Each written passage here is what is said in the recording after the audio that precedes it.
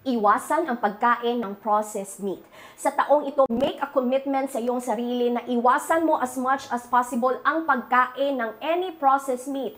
Ang mga processed meat tulad ng spam and hotdog, these are considered Group 1 carcinogen by the World Health Organization.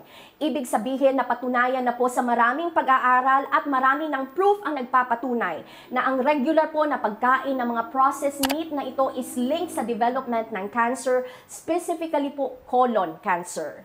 Ang madalas din na pagkain ng processed meat dahil sa mataas na sodium unsaturated fat nito ay pwedeng makataas ng iyong blood pressure at the same time po pwedeng maka-elevate sa iyong cholesterol level which can cause different conditions or different sakit sa puso.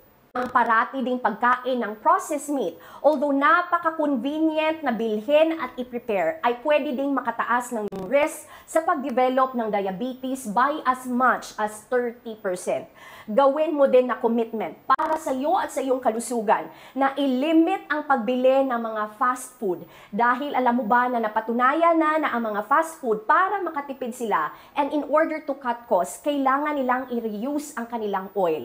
However po, ang parating pag-reuse ng oil, pwede po itong makakos or makadevelop ng tinatawag natin na aldehyde.